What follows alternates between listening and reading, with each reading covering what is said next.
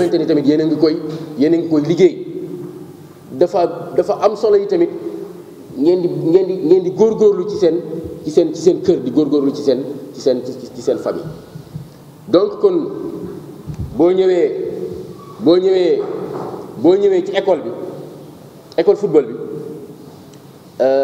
sa encadreur bi nga nekkal dina xool ba xam yow est-ce que am nga yar, dina xool ba xam yow est-ce que yaa ngi góorgóorlu ci sa jàng. lépp loo xamante ni tamit defuloo ko ci moom dafa war di déplacé wu ci kër ga di déplacé wu ci école ba pour xool ba xam ndax football bi du la yàqal dara, parce que ñun nekkuñu ci football bi pour que di yàq njàngu xale yi. kon yéenay jàng seen jàng yi tamit jàng am na solo, parce que soo jàngul doo xam dara ci àdduna. soo jàngul suba mën ngaa bañ a tekki dara ci àdduna, parce que jàng tamit yoon la pour nga tekki. mais tamit football bi métier la, profession la. waaw kon li ñuy bañ rek mooy nga daal di ñëw nga ne man fii laa féete bàyyi naa fee. waaw kon yéen da ngeen war à chaque fois ngeen di góorgóorlu bu baax di jox cër ñi ngeen nekkal muy seen waajur, ngeen jox cër ñi nga xamante ni ñoom ngeen di nekkal ci centre de formation yi ci école football yi, ngeen jox leen cër, parce que ñoom fu ngeen toll ci taxawaay ci football bi ñoom la ñoo leen di gunge, ñooy nekk ak yéen tey lu ngeen xam ci football ñoom ñoo leen ciy gunge. mais aussi da ngeen war tamit yéen ci seen biir ngeen góorgóorlu bu baax fexe am jikko yu rafet. jikko yi mooy man xale laa dama war a fonk ñëpp ñi may nekkal. man xale laa dama war a góorgóorlu ba du ma taxaw fenn ñu ne xale bii de xale bu réew la. di sàmm toujours ni man sama diggante ak nit ñi. dama war tamit nekk xale boo xamante ni suba kenn du ma toog kat di ma sikk naan xale bii de day jël yëfi jàmbur. parce que am na ñoo xamante ni dañuy ñëw ci centre de formation dañuy ñëw ci école football bi kawas bu ñu gis mu taxawaalu ñu jël, di nga gis godaas ñu taxawaalu ñu jël. am na ñoo xamante ni dañ koy def, waaye loolu tamit xam nga nekkul loo xamante ni lu baax la. te loolu di nga dégg ñu naan ku mas a sàcc boo masee sàcc benn ginaar gu ndaw di nga dem ba di nga sàcc aw nag, parce que tàmm baaxul. moo tax tey soo ñëwee nga sàcc ñaar dërëm nga dem jënd ci tàngal, bu subaa nga sàcc fukki dërëm nga jënd ci crème, di nga sàcc téeméer jënd ci sandwich, di nga sàccaat ab 1000 francs di nga dem ba sàcc bu mag a mag ngay doon. kon tamit loolu waruñu di ko tàmm ci kër gi, waruñu aussi école football bi ñu nekk tamit di ko tàmm. tey su ñu ñëw ma gis maye dafa am numéro, boo ko sàccee moom dañuy xam ni kat li nga jël du sa yëf, mais bàyyi binduñu ci dara. yaa gis koo xamante ni day jël baawu kenn làq, wala mu jël bagage su jàmbur bu doon taxawaalu yaakaar ni moom moo ko gën a bëgg daal koy jël làq ko. waaye nag loolu warut, parce que boo ko defee nga tàmm ko foofu rek da nga koy màggaale. moo tax nag léegi booy tàmmi tamit booy roy da ngay wut royukaay yu baax. sooy tàmmi tamit da ngay tàmm loo xamante ni lu baax la, loo xamante ni bu subaa bu nekkee ci yow dinañ ne ñun de kontaan nañ ci xale bi, parce que ni mu waroon a mel na ko. moo tax it ñëpp dañ lay ñaanal pour que yow nga nekk koo xamante ni bu subaa di nga mën a nekk fii nga nekk une référence. nag mooy koo xamante ni royukaay lay doon ci àdduna. léegi nag yaakaar naa ni waxtu wi kii na trop, bu ñu kiyee mën nañoo gën a xóotal, te comme Issa dafa war a ñëw moom it barkeelu ci, dama koy jël après ma bàyyee ko kàddu gi ñu boo présenté yeneen délégation yi ba pare. membre délégation bi ñu jox kàddu gi Issa pour que mu mën a jeexal beneen xaaj bi, parce que midi incha allah lañu war a pare. kon kii Mamadou Sarr xam ngeen ko. Mamadou xam ngeen Mour Sarr. waaw moom mooy président wu ODCAV. xam ngeen ODCAV ODCAV mooy lan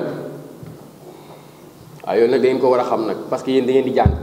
ba pare da ngeen nekk ci football bi li nga xamante ni maanaam dafa nekk fii di organiser football war ngeen mën a suñu leen laajee ngeen ne lii kat mooy lii ODCAV mooy c'est l'organisme départemental de coordination des activités de vacances. Activités de vacances mooy organisme départemental de coordination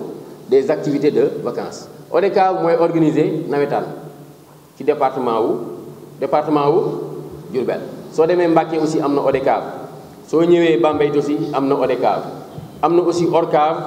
mooy régional bi c'est l'organisme régional de coordination des activités de vacances. nawetaan dafa nekk loo xam tamit am na solo lool démb am na final bu ñu doon football waaw gin dem waaye dañ leen dóor waaye daal moo leen dóor mais lépp ndamu Cheikh Anta la ñoo leen gagné démb.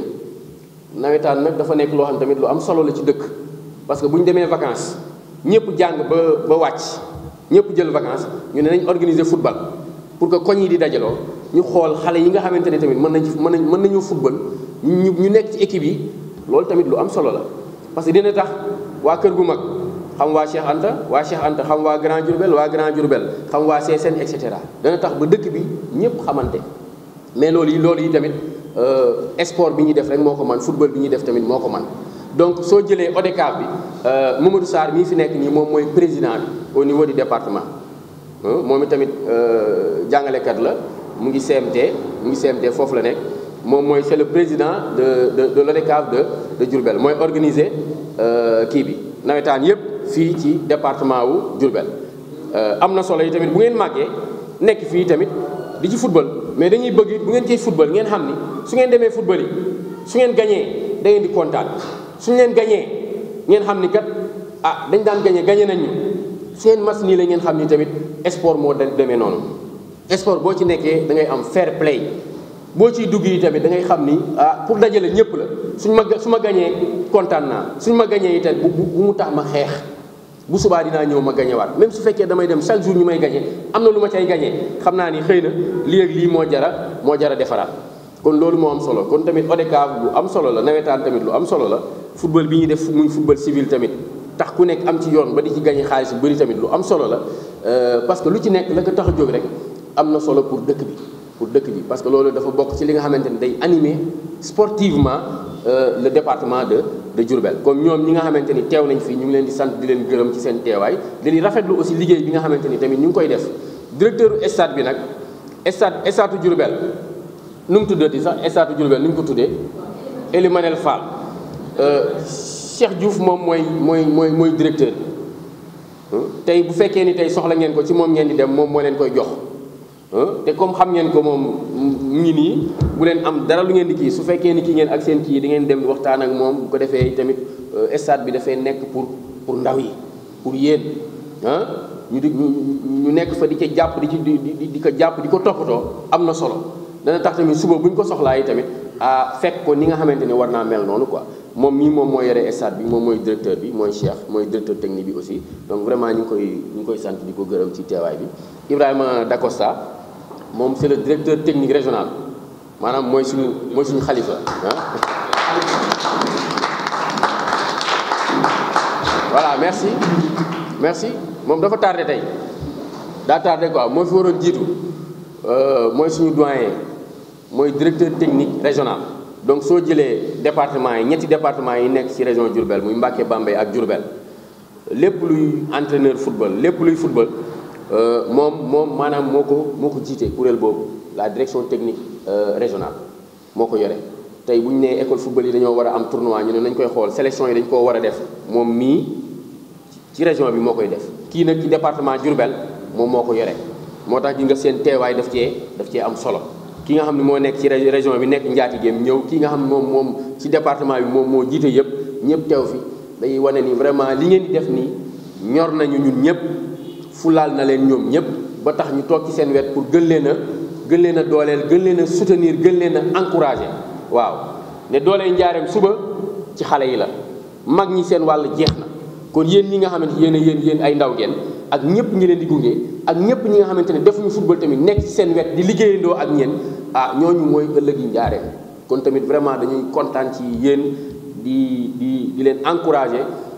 pour que wax dëgg li ngeen nekk ni ngeen gën see góorgóorlu ñëpp ñi nga xam tamit amoon nañ ay jikko yoo xamante ni ay jikko yu xaw a yu àndul ak football bi àndul ak sport bi ñu teg ko suuf xam ni kat sport bi ànd nekk benn la sport bi fair play la sport bi sportivité la sport bi xaritoo la kon loolu moom moo am solo loolu bu ñu ko defee ñu nekk ay ndaw gëm loolu suñu màggee vraiment dinañu am doole joo xamante ni wax dëgg Njaareem moom moo ciy gagné kon vraiment maa ngi leen di remercier yéen ñëpp di jox parole bi Issa pour que mu ñëw ci ndax su mag ñi demee ba mën a ànd ak xale yi di waxtaan ci affaire sport pour ñaax leen dafa am ñu fi nekkoon démb ànd ak ñu fi nekk tey pour fekk fi xale yi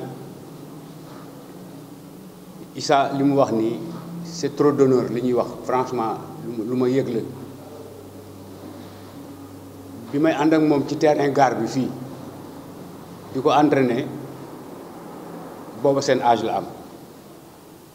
mu gaañu fa du ma ko fàtte mu benn xeer dal ci tànk bi ma tiit pour man joueur day yàqu mais yàlla defal na ko sutura ba dem na ba doon professionnel doon entraîneur équipe nationale tey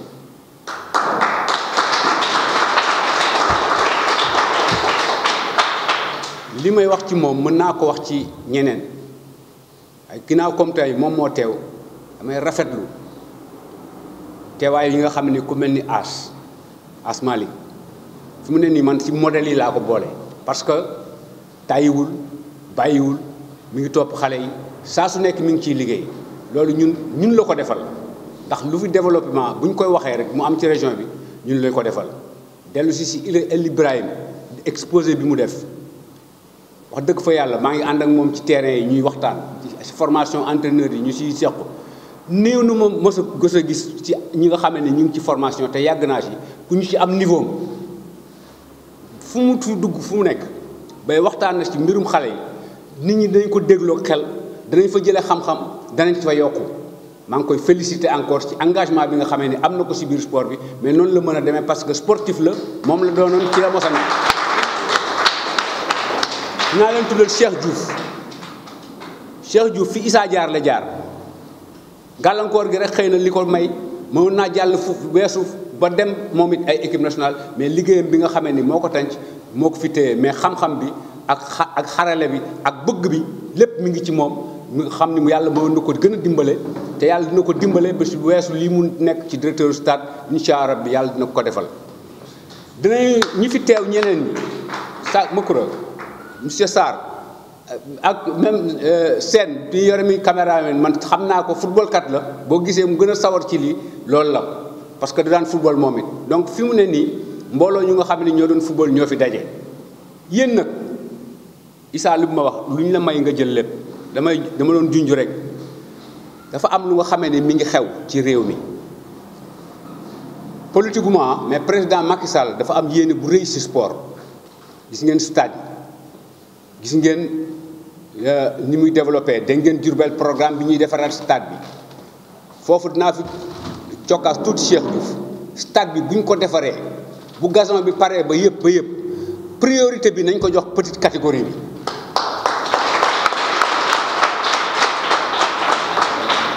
xale yi suñu leen joxee stade bi fi ñuy footballé ñoom ñu di ko utiliser seen développement mooy gën a gaaw que génération yi jiitu woon donc nañ leen jàppale ci loolu ba ñi nga xamee ni léegi senior yeeg yu demee noonu terrain annexe yeeg yu demee noonu foofu la seen compétition ne mais compétition xale yi nañ ko def ci terrain raisonnable bi nga xamee ni moom la ñu am gazonné bu dul gazon mu dul tartan bu bees pour xale yi mu ëpp si ñu koy utiliser moom moo ñu gënal ci ñu bàyyi terrain vague yi ndax terrain vague yi li ma la wax nii kii terrain Gare ba mu doon footballé ay xeer rek nga fa nekkoon warul dal bool ñi ñu préserver seen carrière préserver pour ñu mën fee des. léegi nag duma ci sore li may wax ci affaire stade yi dafa am lu nga xamee ni Sénégal dëgmal na ko mu soxal trop képp ku nekk ci wàllu sport muy les Jeux olympiques de la jeunesse Macky Sall signé na contrat bi mi ngi jëm dans 2 ans 2022 réew mi xale yi âgé ci 14 18 ans yëpp ci sport yi ñu war a def yëpp kenn ku si nekk am nga si sa chance yàlla na si Diourbel bokk loolu laay ñaan ngeen góorgóorlu bu ngeen góorgóorloo mën ngeen si bokk si sport bi mën ngeen bokk ci football bi ñeneen ñi nekk si yeneen discipline yi mën nañ si bokk sport yëpp la ñuy yaatal li si nekk si sport bare na neen ko def aussi muy point de vue bu boobaa dina leen fekk ngeen egg du ngeen egg sax seen 18 ans ñu si ëpp xëy na ak 14 ans yi matagul sax am na ñu mataleegul mais xale yi li ñuy développé ba région yi bu ne am si taxawaay rawatina région Diourbel bi nga xam ne ñun dañoo nekk ci digg réew mi amul lu ñu fi war a def te bokkuñu ci réew mi Sénégal amul lu ñu fi war a def te région Diourbel bokku ci amul lu ñu fi war a def te région Diourbel bokku ci jërë ngeen jëf.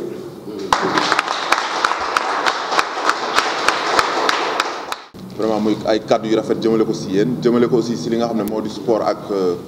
ak lépp li ko ëmb donc je pense que li nga xam ne moom la ñu bëgg a waxtaanee tey te nga xam ne man donc maa ngi si mooy li nga xam ne moo jëm si yéen xale yi te li jëm si yéen xale yi donc li ñu si waxtaanee mooy comme ni ma ko As waxee ni ma ko définiralee mooy le profil du jeune footballeur balaa ma ci dugg nag di ci sori damay remercier As vraiment dama koy sant di ko gërëm parce que As sama rakk la du sport bi rek moo ñu boole mais As ay parents lañ ay cousins lañ man ak moom papaam ak sam papa ñoo daan ànd tey sama benn rakk seen kër la am jabar donc maa ngi moom mbokk gi du mbokk lañ d'abord avant sport bi di ñu boole ba pare nag mu ñëw sport bi boole ñu mu nekk encadreur ma nekk encadreur xëy na man daf ma def référence mais man aussi comme ni ko da ko saa waxee man tamit référence laa ko def ci li muy def parce que moom laa fi gis mu ñeme nawetaan kade jot mu jël ay xale yu tuuti photo bi daf ma ko yónnee photo bi ba léegi maa ngi ko gardé mu photo équipe bi yónnee ma ko ne ma ñii laay joué loo kade ren ma gis leen ñu tuuti trop sama yaram daw ma ne ko mais ñii As du ñu def dara mu ne ma amul problème nañ ñu dóor ba ñu bëgg a dee mais ñii ñoo joué parce que ñoo ci toll donc ça veut dire que moom dimension bi mu toll ñenn ñi tolluñu fa et que loolu mooy dëgg donc moom dama koy remercier bi may woo di ma wax lii boobu maa ngi nekk regroupement équipe nationale mais dama ne ko bu regroupement bi jeexul sax man dinaa ko dagg ñëw parce que jaral nga ma heureusement regroupement bi jeex jeudi vendredi ma ñëw mu wax ma ne ko boo ma yeewoon ba 3 heures du matin ne ma suba la dinaa xëy ñëw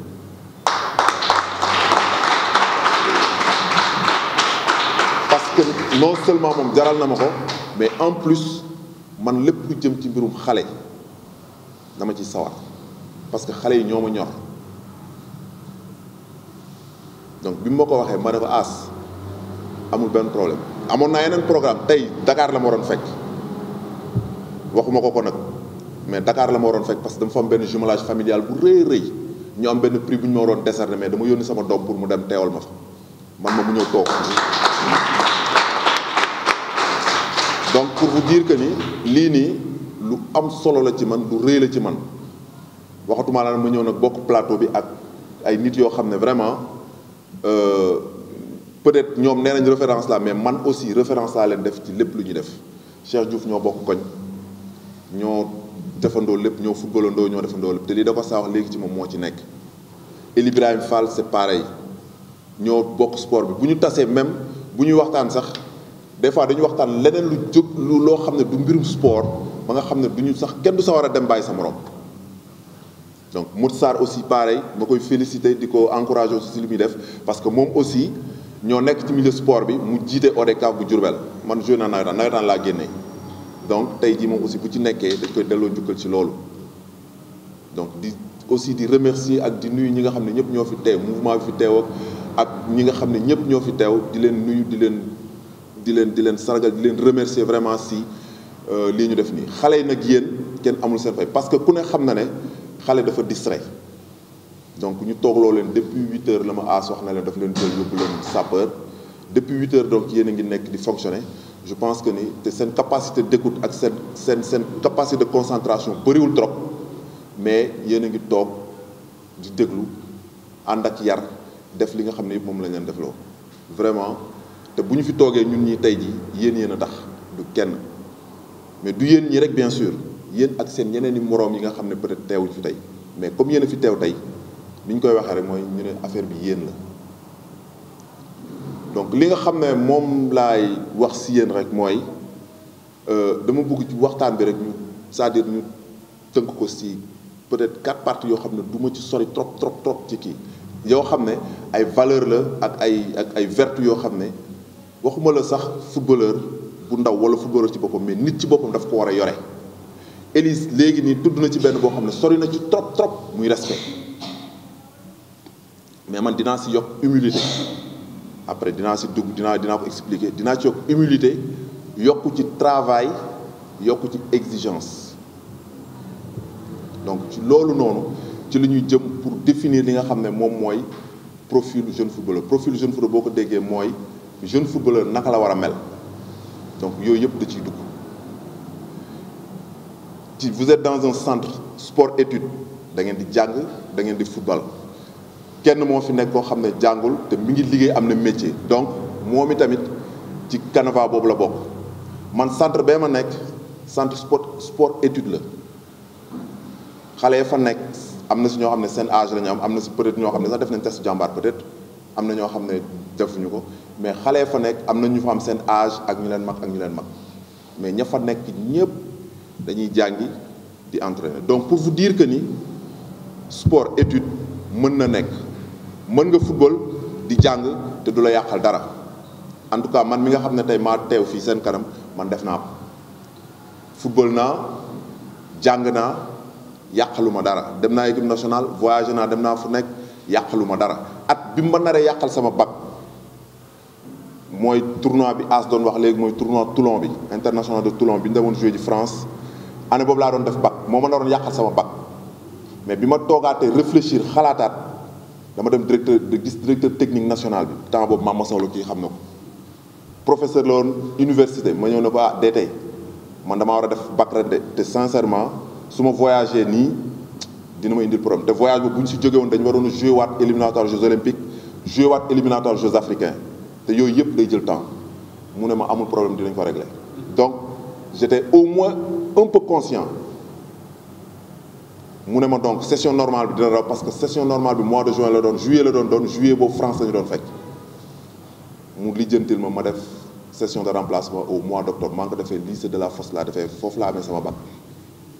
donc pour vous dire que ni football mën na nekk jàng mën na nekk bu ci kenn jël benn bi rek ne lii la dinaa leen wax loo xam ne xëy na peut-être kenn sañu leen ko wax mais man dinaa leen ko wax parce que xam naa ko te dund naa ko yéen ñi toog fii nii yëpp vous êtes un groupe peut-être de 20 à 30 joueurs yéen ñëpp tey jii ku ci nekk sa xel xam naa li ci nekk mooy nekk footballeur professionnel wala kat moo ci bëggul nekk professionnel fii wi leen ma amul yéen ñëpp ñi toog fii ñëpp ku ci nekk tey suba bëgg na signer contrat nekk pro bu ngeen di seetaan télé di seetaan ay ñoom Messi Ronaldo ay Sadio Mané Kalidou Koulibaly ay ñoom Idrissa Gana Gueye ñooñu ñëpp bu ngeen leen di seetaan tey yéen a ngi rêvé suba nekk seen place mais est-ce que yéen ñëpp di ngeen nekk professionnel est-ce que di ngeen ko nekk yéen ñi toog fii ñëpp est-ce que di ngeen nekk professionnel yéen ñëpp moi je vous dis tout de suite déedéet dama leen koy wax léegi muy leer ngeen di demaale loolu yéen ñëpp du ngeen nekk professionnel groupe bii nii ngeen yore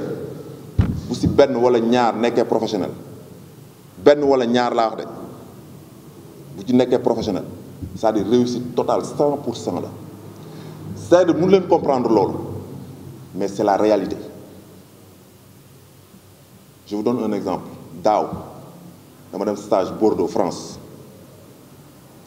centre de formation Bordeaux ñi nga xam ne ñoo amaguñu 15 ans les U15 ñu lay doon U15 ma gis ci ñaari joueurs benn japonais ak benn français xam nga lu ma entraîneur bi wax mu ne ma c'est un groupe de 20 joueurs mais ñaar ñii laa gëm ne dina nekk professionnel. donc sama liggéey sama c'est-à-dire sama xarañ sama doole sama énergie sama lépp ci ñoom laa koy concentré ba ne ko mais 18 si des nag mu ne ma 18 si des sama yoon nekk si ñoom. maaleykum salaam. est-ce que yéen a ngi dégg boo fi may waxee mu ne ma 18 yi nga xam ne ñoo ci des sama yoon nekkul ci ñoom mais ñaar ñii ñoom laa gëm ne ñooy nekk professionnel te ñoom ñoo koy nekk donc si ñoom laay nekk mais 18 yi si des ñoom ñooy tiire ñooñu pour ñu nekk ay professionnels. donc pour vous dire que ni à 15 ans laa wax un entraîneur te dit que ni ñii ñooy nekk ay professionnels mais ñii mun nañ ko nekk mais sama yoon nekk ci ñoom man ñii laa tal fi nekk nii te fii ak quelques années japonais boobu ak français boobu di ngeen leen dégg peut-être ci biir club Bordeaux wala feneen. donc c'est vous dire que ni yéen ñëpp du ngeen nekk professionnel maintenant ku ci toog nag ne man professionnel laa bëgg a doon damay football kese du ma jàng wala du ma toppatoo sama métier yaa ngi gasal sa bopp tàmp parce que football dafa aléatoire. ma joxaat leen benn exemple bu ndaw jàmbaar laa nekk jàmbaar ki ko moom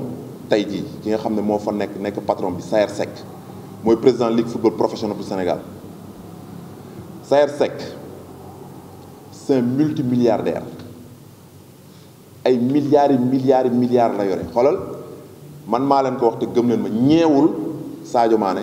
ñeewul Cristiano Ronaldo ñeewul Messi week-end day jot mu jël avion dem seetaani Real de Madrid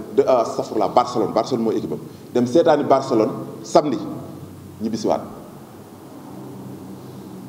samedi laa day jot mu jël avion dem seetaani Messi Barcelone ñibbisiwaat ñun jàmbaar dañuy jouer dimanche mu dem seetaani Barcelone ñibbisi xëy suba ñëw seetaan si jàmbaar. c'est un multimilliardaire da daan football nag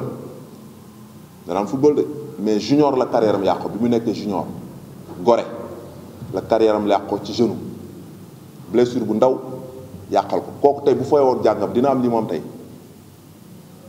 jàmbaar 14 hectares la 7 milliards d'investissement la te lépp moom la xaalis yéen a ngi si doon ñu bëri si doon dégg nag ay Patrick Vieira ay Jimmy Adjovi Boko ay Bernard Lama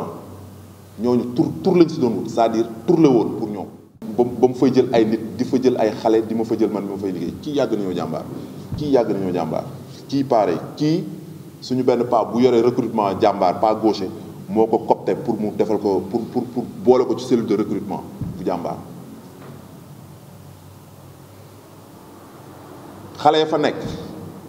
ma nekk ak ñoom xale yi ku ci amul note bu baax laa de nga ma moyenne terrain yi dootoo leen gisati ba ngay am moyenne te jàmbaar lañ nekk jàmbaar moo leen di solal xale bu réussir test jàmbaar boo xëyee di fa dem booy dem jàmbaar doo yóbbu dara xam nga loo yóbbu peut-être ni nga xam ne mënta ñàkk te loolu premier kii bi la muy peut-être brosse à dents njàmpe saabu yooyu mais boo xasee ba ñëw ba dugg yooyu yëpp doo ko soxlaat parce que yëpp dañ la koy jox dañ lay solal ci kaw ba ci suuf looy jàngijee looy entraîner dañ lay jox brosse pâte dentifrice saabu doo manqué dara boo feebaree ñu faj la sa papa c'est-à-dire ba nga duggee jàmbaar la sa papa ak saa yi di gëj a xam si yow dara à part bu ñu fa ñëwee seet si la lépp jàmbaar moo la koy defal ba pare ñu lay entraîner di la jàngaloo boo amul moyen wala nga commencé caaxaan ci école ba terrain yi dootoo xamante nu ñu mel ba ngay redressé waat jàmbaar kenn du fa dàq kenn parce que mënoo football wala da ngay caaxaan ci terrain mais dinañ fa dàq nit parce que nangul jàng daaw groupe bi ma yoroon dàq nañ si ñaari joueur ñaari booy ñaar parce que nangootuñu woon jàng tey jii ñu ngi seen kër yi di taxawaalu wala ñu ngi feneen boobu donc c'est pour vous dire que jàng am na solo football aussi am na solo xëy na nag football mooy yoon bi gën a gaaw pour am xaalis mais dafa aléatoire blessure bu ndaw mun na la ko yàqal fekkoon ne nag jàngoo defoo dara sa àdduna yàqu. joxe na fi léegi exemple Moussa Diop ndoog football doon am na yeneen exemple jox naa leen exemple Saër Seck donc mun nañ allier ñaar yëpp te benn du ci yàqal moroomam mais boo toogee rek ne bii rek la man de je préfère boo boobaa bokk nga dem bokk jàng bi rek la boo nee da ngay choisir benn rek la moi je préfère nga choisir jàng bi parce que football bi xamoo suba nu muy demee mais jàng bi mun nga ko maîtriser donc encore une fois góorgóorlu leen ci seen jàng léegi nag bi may wax noonu maa ngi tudd 4 vertus yoo xam ne moo war a caractériser yéen fi ngeen toll. football cursus formation kii xam na ko moom moo ko gën a xam fuuf dafa am ñetti paliers yu ci nekk ñett muy préformation di formation ak post formation c'est-à-dire mooy li nga xam ne moom ngay commencer après nga nekk ci après nga pare ko mooy préfo formation ak post formation yéen ci préfo ngeen toll mooy commencé gu leen dara demagu leen fenn defagu leen dara mais li ma jaaxal ak li nga xam ne moo ma nar a sonal ci yéen mooy fi ngeen toll noonu am na si ñoo xam ne tey xaw ma leen de bu baax yéen ñëpp mais je sais que am na si ñoo xam ne tey teg nañ seen bopp déjà ay star de par xool leen rek de par les coiffures ak yooyu rek je sais que ne am na ñoo xam ne teg nañ seen bopp ay star alors que yéen a ngi soog a commencé deuxième palier bi yeggagu leen fa sax donc demagu leen fenn defagu leen dara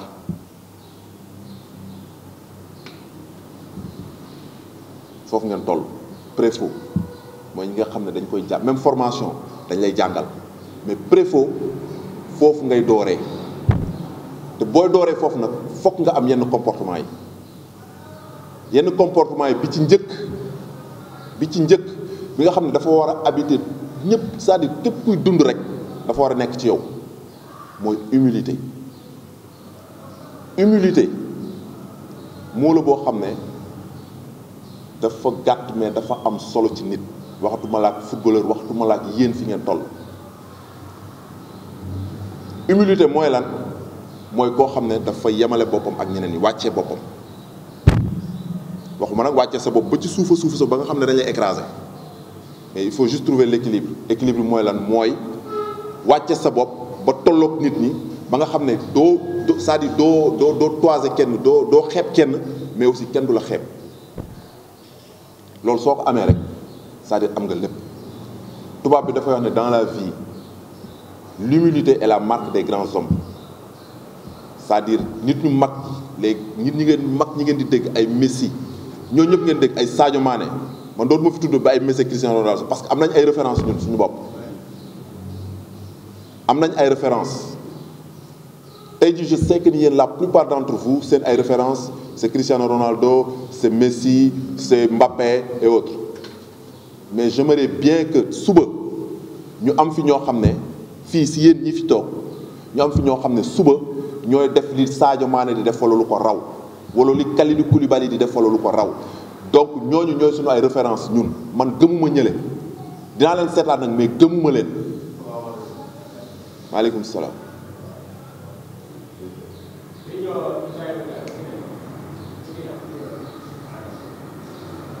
mais ñooñu man gëmuma leen ñi ma gëm mooy ñi fi nekk tey di ñu bëggal ci kaw mooy ay Sadio Mané ay Kalidou Koulibaly ñooñu ce sont des références te ñooñu est-ce que Sadio Mané di ngeen toog ba dégg ko ci ay nu ñu koy waxee ay caprice de star wala Kalidou Koulibaly wala Idrissa Gana Gueye du ngeen leen dégg ci dara parce que dañoo humble et pourtant c'est des milliardaires ay milliardaires lañu mais dañoo humble mooy dañoo wàcce seen bopp ba tolloog nit ñi c'est-à-dire xeebuñu kenn mais aussi yabuñu kenn yi tamit donc pour yéen fi ngeen commencé nii loolu noonu su leen habité wul rek mooy yéen a ngi jël beneen yoon yéen a ngi jël beneen yoon humilité boobu moo leen di permettre léegi ni li Eli wax ngeen respecté ku ngeen gis et j'en profite pour dugg ci deuxième mot bi muy le respect dañu ne dans la vie le respect ça s'impose respect du lu ñuy dem jënd ko ci mbedd mi de wala ci boutique bi wala feneen du lu la Eli di jox wala As wala Cheikh Diouf le respect ça s'impose ni attaquant bi yow mii di jëlee ballon bi daw gëdd défenseur bi ne da nga koy teggi défenseur bi taxaw moom itamit bañ imposer boppam ne doo ma romb parce que ku nekk yaa ngi jaay sa moroom dara rapport de force la donc respect boobu dañ koy imposer mais pour nga imposer ko nag fokk yow ci sa bopp nga respecter sa bopp d'abord le respect commence par soi-même man su ma respecté wul sama bopp non mun maa exiger keneen mu respecté ma du ma ñëw ci ngoos wala keneen naan ko da nga ma war a respecté non bu boobaa sax du ma respecté parce que kii mooy kan mais su ma ko wonee li tax mu war ma respecté daf may respecté par force loolu mooy le respect ça s'impose man dama lay won loo xam ne mooy tax nga may respecté yow nekk xale nag taxul a ñàkk fayda ba kenn du la respecté mais respect boobu yaa koy ji si nit ñi da ngay respecté sa bopp d'abord respecté sa bopp nag mooy lan d'abord da ngay gëm sa bopp fier ci li nga nekk bëgg sa bopp ba pare bëgg li ngay def loolu soo ko defee mooy respecté nga sa bopp te ku la gis da lay naw da lay respecté donc respect bi nag yemul foofu rek mais dafa dem ba c'est-à-dire dafa ëpp leneen lu baree bari parce que boo respecté sa bopp ba pare respecté nit kooku foog mu respecté la ay footballeur ngeen ay apprentis footballeur ngeen vous êtes des apprentis des apprenants da ngeen di jàng donc dafa am ay valeurs yoo xam ne dafa war a nekk ci yéen respect boobu ci la bokk mais aussi fair play ak respecter les règles et les lois xëy na foofu man dinaa ci inciter à ce que mu leen di jàngal les lois du jeu les règles li nga xam ne mooy régir football mun leen nekk terrain bi dugg terrain bi di daw rek te xamoo leen les règles yi mënut a nekk muy organiser ay session ay arbitre di ñëw di leen wax lan mooy les lois du jeu ngeen koy xam ngeen teel ko xam fii comme ça du leen sonal après donc su ngeen respecté loolu ba pare respecté ñi nga xam ne ñoom ngeen nekkal muy seen ay éducateurs parce que jàngale dafa metti ki lay jàngal métier jàngalekat la ki lay jàngal école ba jàngalekat la ki la yor ci terrain ba di la jàngal football jàngalekat la donc jàngalekat kenn amul fayam li nga ko mën a fayee mooy respecté ko déggal ko soo ko respecté ba pare nga respecté sa environnement matériel bi nga xam ne moom lañ la jox ñu ne jàmbaar ku ñu fa jox équipement bu saison bi tëjee dañ def inventaire xool ku ci nekk li ñu la jox bu ci manqué da nga koy fay yaa ko moom nag parce que dañ si bind sa tur yaa ko moom de dañ si bind sa tur bind la sa numéro mais bu réeree da nga koy fay de parce que joxuñ la ko pour nga koy réer wala nga koy maye mais bu cycle am jeexee boo ko yoree ren yorewaat ko déwén bu ñu la joxaatee yu bees bu la neexee nga maye mais tant que joxaatuñ la yu bees loolu bu ci réer sa papa day fay donc lii ñu leen jox nii foog ngeen respecté ko parce que mooy seen identité moo leen di bu ngeen duggee terrain bi moom moo leen différencier ak ñeneen ñi bu ngeen ko solee génn di dem moo leen différencier ak ñeneen ñi nga xam ne defuñu ko ngeen xam ne groupe ngeen école de football ngeen ay footballeur ngeen ay apprenti footballeur ngeen dafa am lu ngeen di def bokk leen ak keneen ki nga xam ne mu ngi sol pantalon ak jiinam wala leneen di dox di dem yoonam donc lii da ngeen ko war a respecté ndaw yu xale yu ndaw ñu jox leen heure ne leen entraînement 4 heures nga toog ba 4 heures nga soog a génn sa kër naan graaw xaaral ma dem xam nga gis nga graaw moo yàq Sénégal ci lépp nag ah garaawul benn yoon ok garaawul ñaari yoon ok garaawul ñetti yoon ok mais bés bu demee ba garaaw kenn du ko àttan waaw booy heure bi jot na de waaye benn non garaawul heure mun nañ xaar tuuti après suba da ngay dem nekk professionnel ñu jox la heure nga tardé ñu dàqal loolu fa am de amul leneen j'ai un ami Sénégal ku ko dàqoonu football ci Sénégal amul Cheikh Sarr gauche boo xam ne maara day taal papaam fii la dëkk de jógal mais mu waago ñaar li nekk gauche magique Claude Leroy xëy na xamu leen ko sax mais kii xam na ko bu baax mais Cheikh Sarr tardé moo tax signé wul contrat Saint-Étienne tardé moo tax signé wul fa contrat donc pour won leen ne leen retard lu mu mën a yàq te benn yoon la de benn yoon dafa demoon bay signé le dernier jour entraînement mu biddanti tardé ñëw waxuñ ko dara de terewul entraîneur def na lépp mais ba mu waree signé dañ ne ko non yow xale bu tuuti juddoo ko dema ko fen di tardé yow bés boo signé da ngay yëg sa bopp heure bu la neex ngay ñëw signé wul ba tey jii léegi mu nga fay ay Monaco plage lay nekk genre antiquaire yooyu wallaahi xoolal non ma ne xoolal c'est-à-dire mënu ma leen décrire ay El Hadj Diouf ay Fadiga yi ngeen xam yi ngeen dégg da leen di boot di football maa ngi moom ñoo bokkoon di football milieu terrain muy football côté bi muy football côté bi donc respecté leen les horaires yi ñu leen di jox jàmbaar bee ma nekk bu ñu nee entraînement 17h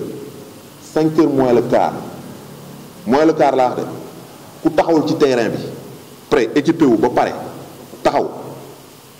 jour boobu non seulement bokkoo ci entraînement bi mais semaine bi yëpp bokkoo ci entraînement bi semaine bi yëpp bu fekkee fin de semaine la muy vendredi wala yooyu ñu war a jouer samedi match boobu doo ci bokk doo ko sax yëg doo entraîner doo jouer match bi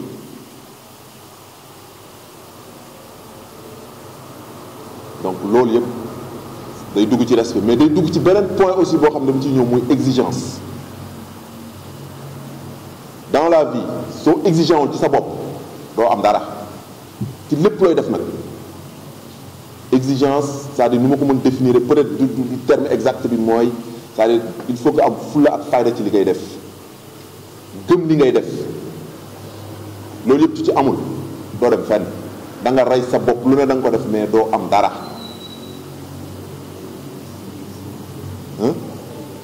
sérieux boo ko amul doo dem fenn da nga xutur di daw bay bëgg a dee mais dara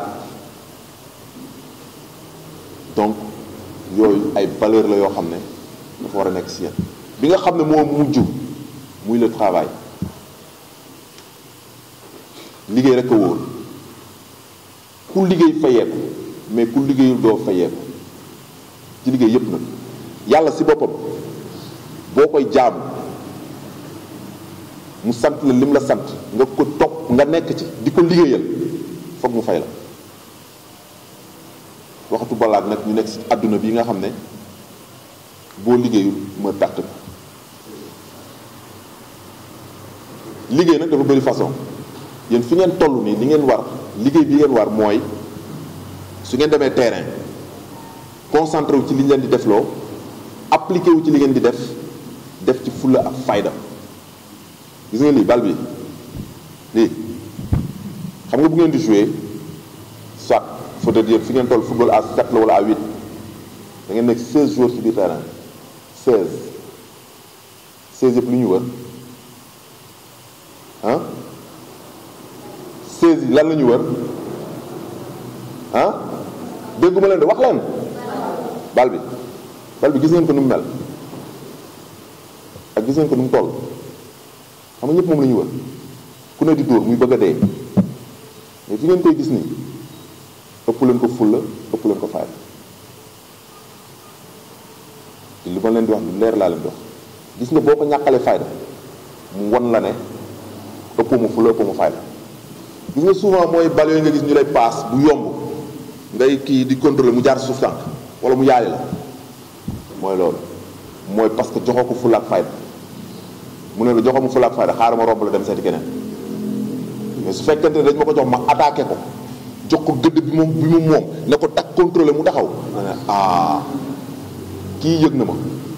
loo ko sant mu def ko nga paas ko kii passe bu am doole bu ñuy wax naan méthode de l'impact dans les passes intensité mu dem ci moom bal bi day kontaan day sawar a ñëwaat ci yow parce que danaan kii vraiment kii yëg na ma respecté na ma donc lii mooy objet de convoitise bi boo ko respecté wul yëgoo ko mu won la ne ëppoo ma fulla ëppoo ma fayda loolu mooy fulla ak fayda bi nga war a def ci terrain liggéey bi fokk mu am loolu boole si nag jom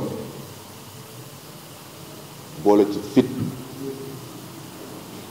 boole ci moo bi wax léegi mu am solo trop muy le sérieux quelqu'un qui n'est pas sérieux n'arrivera à rien du tout dara du ko am ci lépp looy def nag donc li nga xam ne moom moo leen war mooy loolu fi ngeen toll xam ngeen lu leen war ci lu ëpp mooy déglu vous n'êtes pas des esclaves nag yoo xam ne da ngeen di consommer rek mais déglu ba pare appliquer jëf ñu ne la tey jii dañuy def contrôle passe entraînement nga ne asal dafa soof quoi affaire yu ñàkk fayda yi mooy lan ñu leen di seetaan télé saa bi ñëwee entraînement loolu la ñu njëkk a def répéter les gammes li ñuy wax répéter les gammes contrôle passe yéen ngeen ne dafa ñàkk fayda te tollugu leen fenn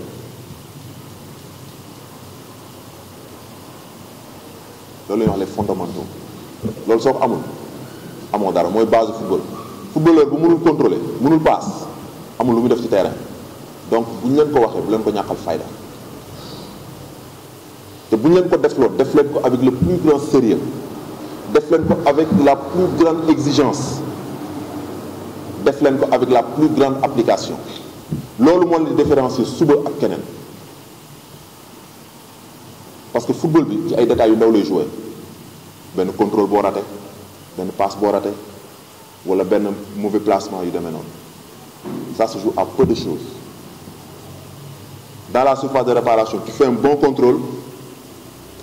c'est-à-dire automatiquement tu fais un bon enchaînement maintenant nag dana dugg ak du dugg après yàlla rek moo xam mais à chaque fois que tu réussis le premier geste bi stop day jaar yoon mais soo ratee premier geste bi stop mënul baax parce que foog nga jëm koo rectifier foog nga jëm koo lijjanti tu perds du temps donc loolu yëpp nag c'est à l'entraînement moom ngeen koy jànge donc encore une fois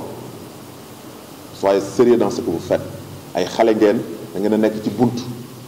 jàng buntu wut su ngeen amul dégg-dégg du ngeen dem su ngeen amul pas-pas du ngeen dem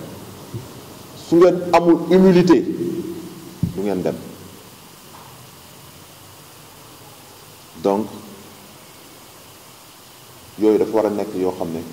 dafa war a c'est-à-dire dafa war a li ñuy wax ancré c'est-à-dire dafa war a sax ci yéen ngeen koy cultiver tous les jours di ko arroser di ko naatal ba su ngeen màggee vous serez des modèles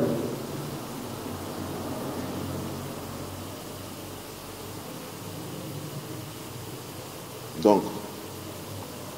bàyyi leen si xel bu baax man de bi muy football kii xam na si dara daaw ma ko caaxaana de musuma ko fooye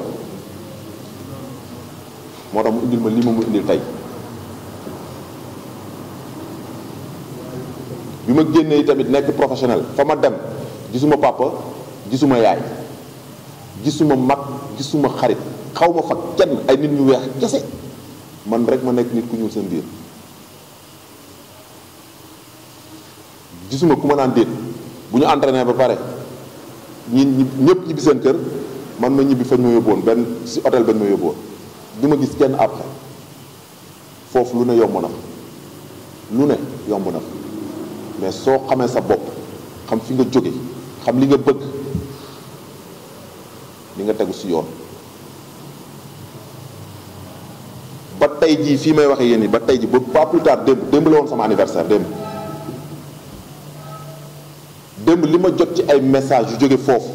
xaw ma nu mu toll sama téléphone da doon waaj explosé loolu yëpp pour lan moo ko indi parce que na ma fa nekkee woon la su ma fa nekkee woon neneen du ma fa def sax benn at mais def naa fa 6 ans avant ma fay jóge di dem feneen su ma fa nekkee woon neneen kon du ma fa toog sax benn at ba si entraîneur yi ma yoroon entraîneur yi. suba di ngeen xam li ngeen bëgg a am mais su ngeen defee leneen rek am leneen donc apprenant ngeen apprendre footballeur ngeen doon ay footballeur doonagu leen dara doonagu leen ay apprendre footballeur ngeen donc ci jàng boobu ngeen nekk da ngeen war di déglu ba pare di topp ñu leen donc ci loolu laay jeexalee di leen encore ñaax di leen xamal ni leen li leen di xaar c'est-à-dire yoon bi dafa gudd sori te metti balaa nga yéen surtout fi ngeen toll su ngeen bëggee nag yoon bi leer yoon bi neex ba nga xam da ngeen ci jaar tranquillement dem seen yoon fokk ngeen am rek humilité bu leen ko fàtte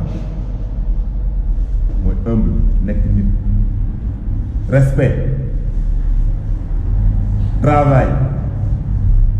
liggéey ak exigence ñeent yi jël leen ko mu nekk seen c'est-à-dire mu nekk seen wéttaliwaay lépp lu ngeen di def nag muy ci football bi muy ci école donc sur ce ma leen di sant di leen gërëm balaa may jeexal ba jeexal rek dafa saa wax dafa sànq lu am solo ñu koy ñaan directeur stade bi que bu ñu ubbee stade bi ba ñu defar ko ba mu baax ba ñu ubbi ko pour que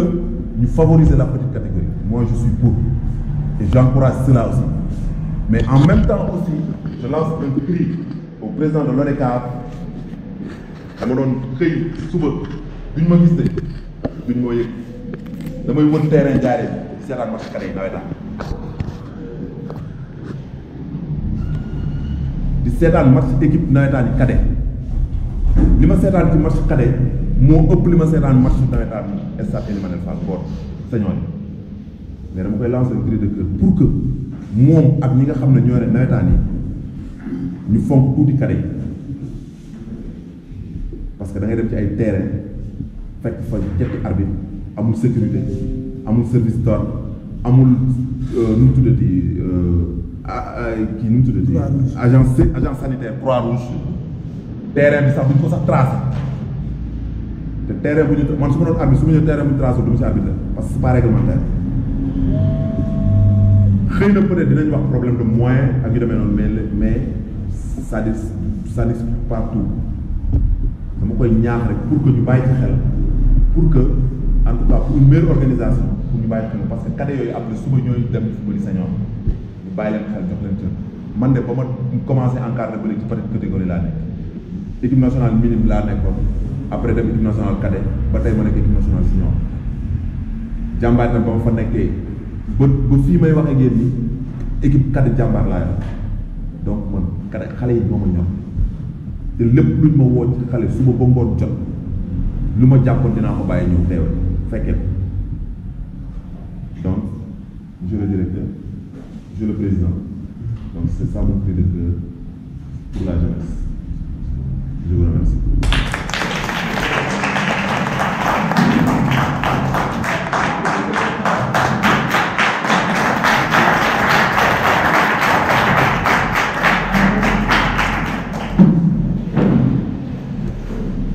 jërëjëf Issa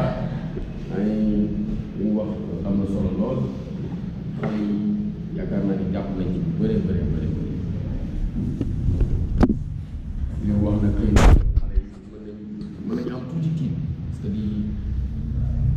ñu nekkee groupe 30 ñu ne leen kenn rek moo ci mën a nekk professionnel xëy na wala ñaar dañ ne kan la ci waaye comme ni ñu leen ko waxee dafa laaj bu bëri yoon. parce que bi may ñëw wax dëgg yàlla jàpp moom ni laa fekk mais ba ñëwee li ma fekk gëm naa ne xale yi jàng nañ ci mais ñun également jàng nañ ci parce que li ñu fi dégg tey mën nañu wax ni pratiquement les sommités du football de Diourbel lañ fi dajale donc vraiment c'est une chance boo xam ni il n'est pas donné à n'importe qui te yéen xale yi am ngeen loolu tey et gëm naa ni aussi li ñu leen wax tey bu ngeen ko dégloo bu baax comme li Issa bi wax naa ni benn professionnel peut-être wala ñaar man gëm naa ni mën nañu am sax benn professionnel wala ñaar parce que li ma dégg tey nii tey li mu def ci man bu fekkee def na ko ci xale yi vraiment mën nañu wax ni espoir dina am na loo xam ne aussi tamit remerciement la ma jëmale ko ci Asmalik bi ak reconnaissance aussi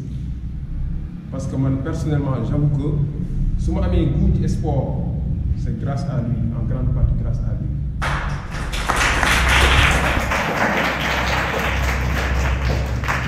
parce que yàlla dafa def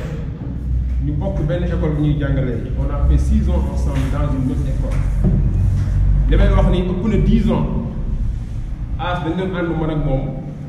et j'avoue que lii lu mu yàgg mûrir la projet boo xam ni lu mu gëm la yàgg ko di ko topp la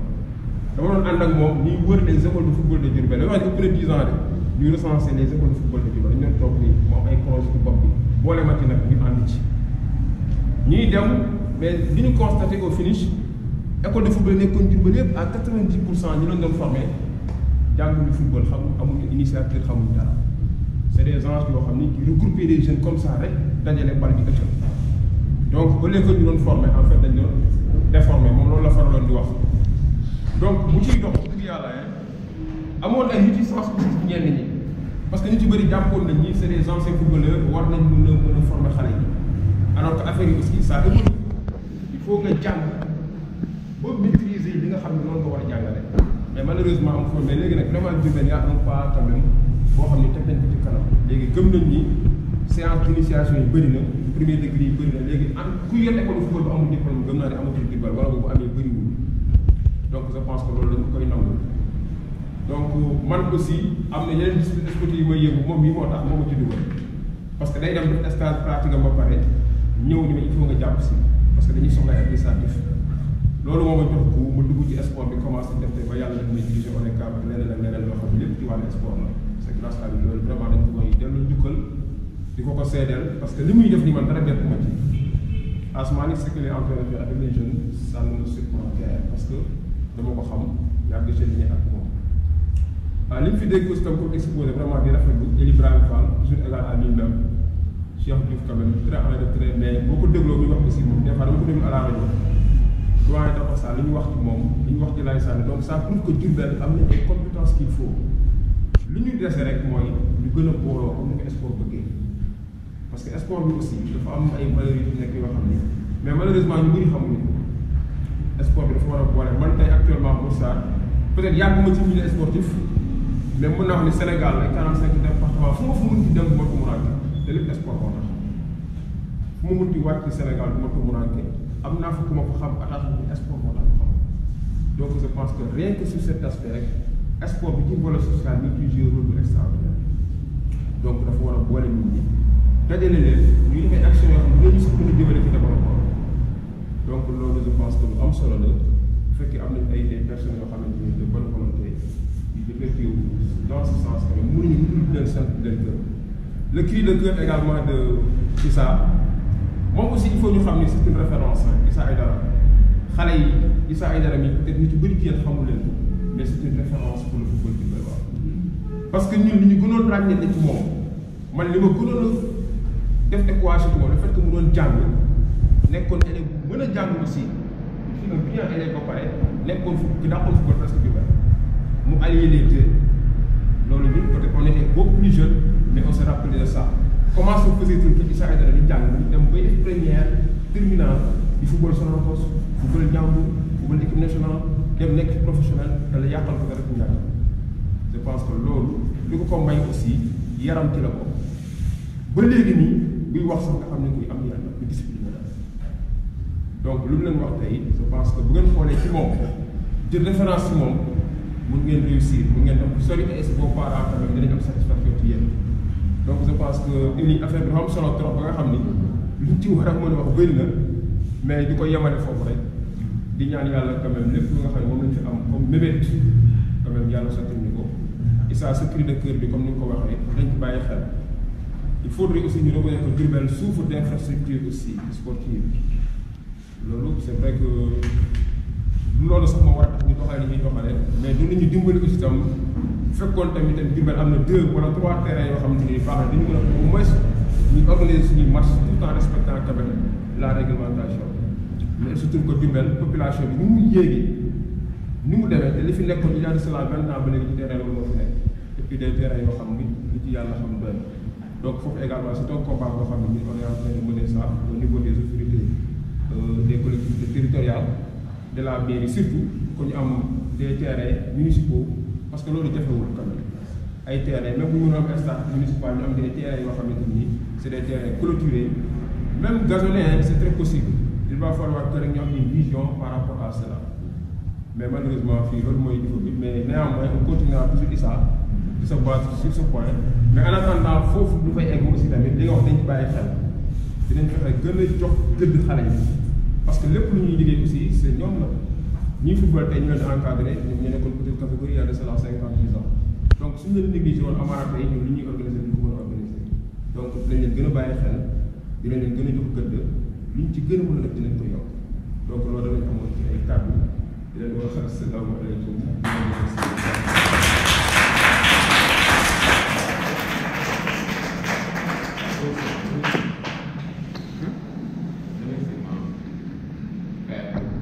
Voilà, remerciement également à Soumalik aussi. Nous voulons remercier vraiment les gens qui c'est des jeunes vraiment très disponibles aussi. Tafa Diouf, ak Père. Vraiment, je vais demander mon fils là qui était. Bon, il faut bien faire quoi, il faut d'abord supporter au pied. Parce que fil à l'école, mais par la suite, on va dire que c'est vrai que ça va, mais je pense qu'il va revenir. Donc, l'autre mois, on va dire également qu'il travail comme ça. Parce que papa sama doom la dafa ñëw mais dafa dem ba accroché wu ci père woo gi di football sax day supporté wu bi même bu ñu la sax day supporté wu bi ça montre ko ñoom tamit ñu ngi joué ce travail là travail affection bi ñu war a am seen diggante xale yi ñu ngi koy matale donc dafa dugg foofu faire ak les autres membres ñëpp ak mouvement Suxali Diourbel bu Thiès prochaine vraiment yéen également votre présence vous êtes en train de jouer votre partition en tout cas sur le développement du sport surtout par rapport à la petite catégorie c'est vrai que vous avez un mouvement qui vient de naître. Mais vous avez pensé d'emblée, votre première activité, vous avez pensé à la petite catégorie. Vous également.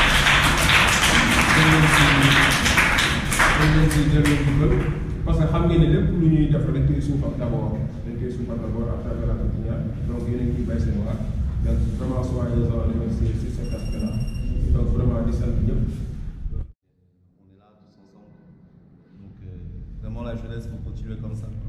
La route, c'est là-bas le travail, la discipline. Hein, et Inch'Allah, ça va aller.